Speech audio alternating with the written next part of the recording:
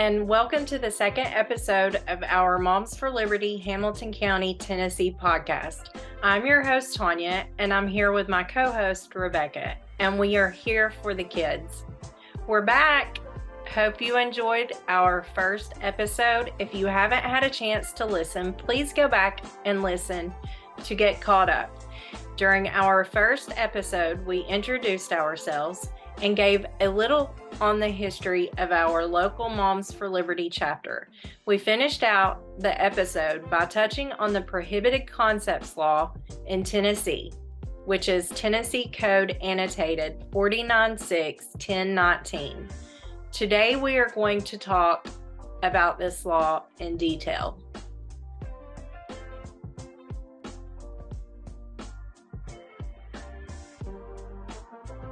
The law that we are focusing on today is known as the Prohibited Concepts Law. The Tennessee State Legislature did a great job passing a bill that, in essence, bans the teaching of critical race theory in our schools. They also did a great job of not calling it critical race theory, but instead, they described a list of 14 concepts that cannot be taught. The list of concepts gets wordy, but look up the law yourself so you can follow along as I read the list. It is Tennessee Code Annotated 49.6.1019. The link to this law is in the description. This law states the following concepts are prohibited, meaning teachers are not allowed to teach these things in Tennessee. Number 1, they can't teach that one race or sex is inherently superior to another race or sex. Number 2, or that an individual, by virtue of the individual's race or sex, is inherently privileged, racist, sexist, or oppressive, whether consciously or subconsciously. Number 3, teachers can't teach that an individual should be discriminated against or receive adverse treatment because of the individual's race or sex. Number 4, they can't teach that an individual's moral character is determined by the individual's race or sex. Number 5, they can't teach that an individual, by virtue of the individual's race or sex, bears responsibility for actions committed in the past by other members of the same race or sex. Number 6, teachers can't teach an individual should feel discomfort, guilt, anguish, or another form of psychological distress solely because of the individual's race or sex. Number 7, they can't teach that meritocracy is inherently racist or sexist or designed by a particular race or sex to oppress members of another race or sex. Number 8, they can't teach that the state of Tennessee or the United States is fundamentally or irredeemably racist or sexist. Number 9, teachers are not allowed to promote or advocate for the violent overthrow of the United States government. Number 10, it is illegal for teachers to promote the division between or the resentment of a race, sex, religion, creed, nonviolent political affiliation, social class, or class of people. Number 11, they can't ascribe character traits, values, moral or ethical codes, privileges, or beliefs to a race or sex or to an individual because of the individual's race or sex. Number 12, they cannot teach that the rule of law does not exist, but instead is a series of power relationships and struggles among racial or other groups.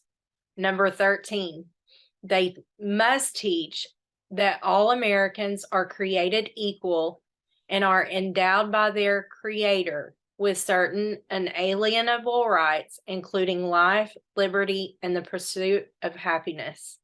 Number 14, and finally, they can't teach that governments should deny to any person within the government's jurisdiction the equal protection of the law. Rebecca, tell us what could happen if a school in Tennessee violates this law. Thankfully, Tanya, our legislature added penalties to this law. If the Commissioner of Education finds that an LEA or a public charter school knowingly violates the law, then the Commissioner shall withhold state funds in an amount determined by the Commissioner. In order to get the funding back from the state, the school will have to provide evidence to the Commissioner that they are no longer in violation of the Prohibited Concepts Law. A student, parent, or district employee will need to file a complaint form with the district to start the internal investigation process. This form is then submitted to the school where the violation occurred. That form can be found on the Hamilton County Department of Education website, which is hcde.org. If you believe the law has been violated by your child's teacher, please contact Moms for Liberty. We would love to hear your story and provide support if applicable. Again, to reiterate what Rebecca just said, it must be a student, parent, or district employee who will need to file a complaint form with the district to start the internal investigation process. So, as a former teacher, I understand how important it is to teach all of our American history, the good, the bad, and the ugly. What this law prohibits is, for example, when teaching about the history of slavery in our country, teachers cannot teach students that they are personally responsible for the history of their ancestors. Some data to look at. The 2014 National Assessment of Educational Progress, the NAEP report, found that only 18% of 8th graders were proficient or above in U.S. history and only 23% in civics. The Tuttle twins recently reported that percentage is now 13%. This is tragic. Wow, Tanya. Do you think parents even realize that their students are no longer learning about our nation's history from the public school system? Last year, I broached this topic with the principal of a local high school in our county. I was researching a school board policy, and I ran across a footnote referencing the Tennessee State Code that deals with civics requirements in Tennessee. I sent an email and asked the following questions. Is civics material included in the standard curriculum, or are there extracurricular classes that a student will need to be enrolled in? I also asked her to share a copy of the lesson plans. I asked about the civics education workshops that are offered by the Secretary of State in Tennessee. I asked her to tell me about the mock elections that the schools hold each year. I asked about Tennessee State and other state or national civics-based essay contests. I asked if the school had a voter registration drive. I also included information in my email about an organization called Turning Point USA, which hosts student voter registration drives in high schools around our state. I offered to provide the contact information for our local representative if she was interested. And finally, I asked her if any one individual student in her school or a team participated in the United States Senate Youth Program or the Model UN program. She responded to my email, and she advised that the civics material has been woven into the curriculum in our county. She provided me with examples of lesson plans, and I'll go over one example today. She provided an 11th grade lesson plan from EL Education called What Does It Mean to Be an American? This lesson plan instructed students to contrast how the principles set forth in the Declaration of Independence clashed with the treatment of different groups, including women, slaves, and the American Indians.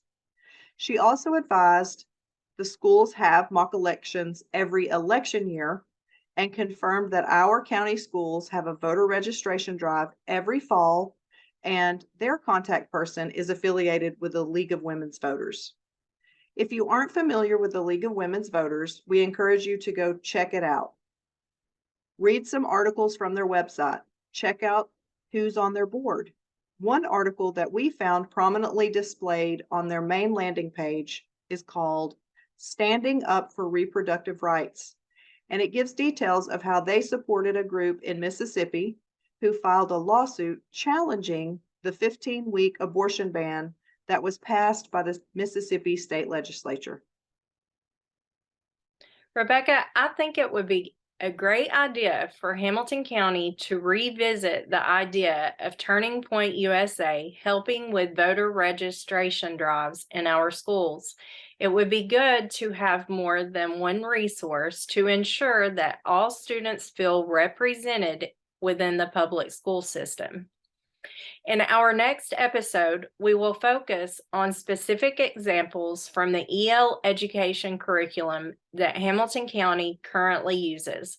We will have an open discussion on how the concepts that are prohibited in Tennessee are being ignored. Thank you for joining us.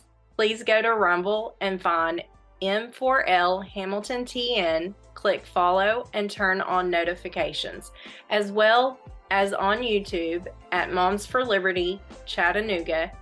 Click on subscribe and turn on notifications. You can also visit our website and connect with us on social media. The links will be in the description. This is Tanya and Rebecca signing off until the next episode. We are here for the kids, and we will see you next time.